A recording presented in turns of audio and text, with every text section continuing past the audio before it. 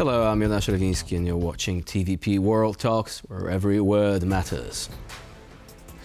Ukraine is finding itself in a difficult position as Russian attacks are on the rise, threatening to destroy what is left of the country's energy infrastructure as the winter is drawing ever closer and the population is threatened by long, cold nights. Meanwhile, the question of Western support also hangs in the balance as the new Trump administration is slowly unveiling its plans.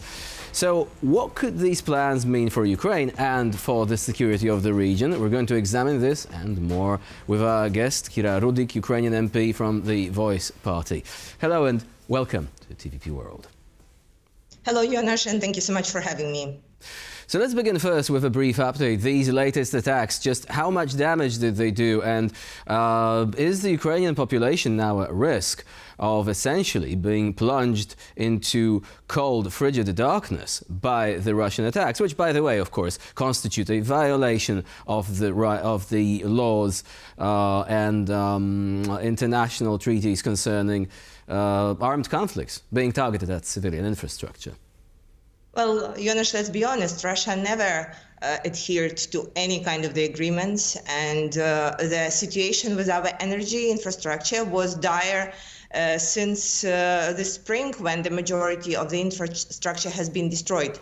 So the first massive energy outages in Ukraine started in summer, when we didn't have electricity for half of the day.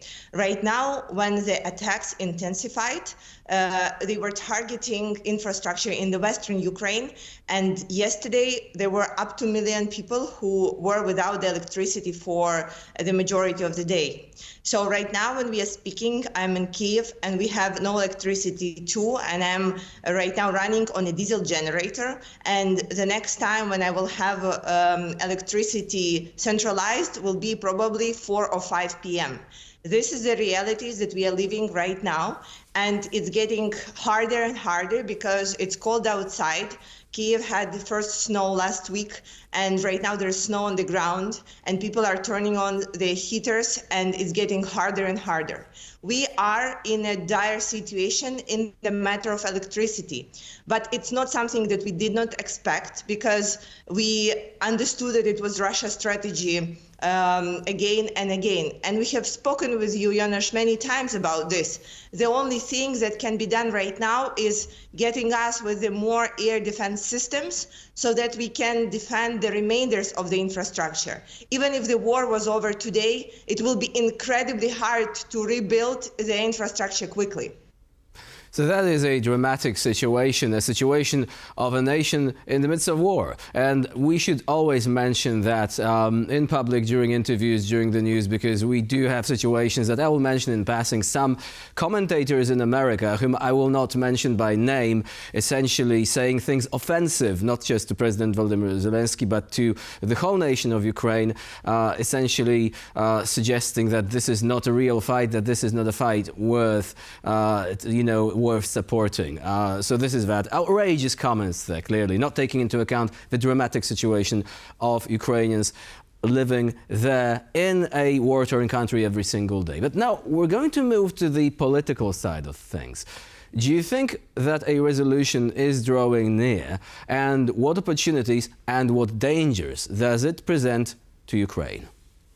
Jonasz, I would like actually to address the thing that you said about the different commentators in the United States who might doubt that what's happening in Ukraine is real. I here want to support President Zelensky in inviting Donald Trump and inviting actually anyone from his administration who is willing to come here to Ukraine. We have seen how there was a huge difference for many democratic leaders from speaking about the war from outside, from the peaceful cities, from the comfort of their home, and then coming here and sitting in the bomb shelters with everyone else, going to the subway when there are missiles coming your way, and then having to look people in the eyes, people who lost their families, people whose home were destroyed, people who have to watch their children studying in the bomb shelter or become refugees. And it really changes the perception, because it's one thing to write stuff on Twitter, and another thing is to go ahead and listen and observe and actually witness what is happening and all crimes that Russia is conducting here. It is a mind-altering experience. Let me ask you a quick question concerning Keith Kellogg, the essentially the special envoy for Ukraine and Russia appointed by Donald Trump. What do you think about his attitude to the conflict? And do you think that essentially this is good news for Ukraine or quite the opposite? The way in which he approaches the idea of negotiating a ceasefire?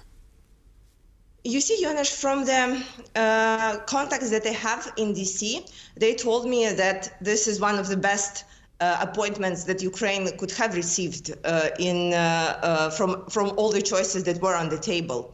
Because what we know for sure is the general has a battlefield experience and he respects people who are willing to fight for their freedom and their lives. However, there were some threatening or really dangerous statements saying, well, there should be ceasefire or that there should be negotiations. Because for us, we have said it many times, it's not a question of negotiation. It's a question of how to make sure that Russia actually keeps their part of the bargain. As of right now, it's not that we are telling you this. We have facts. We have been in these discussions with Russia since 2014 when there was a ceasefire. And there were attempts to negotiate, to discuss something. And first of all, ceasefire never worked. We were still losing people at the front line. And then 200 of rounds of negotiations didn't lead us anywhere but to the full-scale invasion that Russia conducted starting 2022. That's very true. And the Kellogg flights plan, the way it is called, suggested that Ukraine should at least temporarily abandon NATO membership. How would you ensure Ukraine's security without NATO membership? Do you think that there are other viable options there?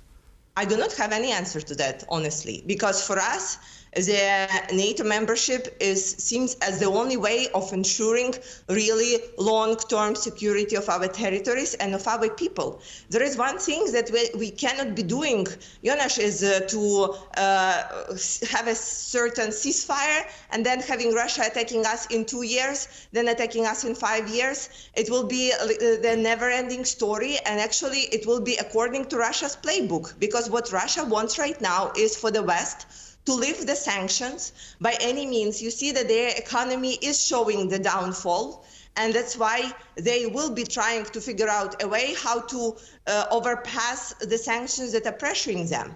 And then they will not stop building their military facilities. They will not stop producing weapons, same as their allies such as Iran and North Korea and China, and they will attack us again. It's very clear. So it will be very hard to explain to Ukrainian people of if there is any peaceful plan of why is it better than one we have right now. And not just for the people of Ukraine, but also for the people of Europe, if this threat is just swept under the rug and has to be dealt with later once again, as you're saying. Kira Rudik was our guest today here on TVP World. Thank you very much for being here with us today and for sharing your insights. Thank you, Jonas, and glory to Ukraine. And I'm Ina Shavinsky. You're watching TVP World. Please do stay with us.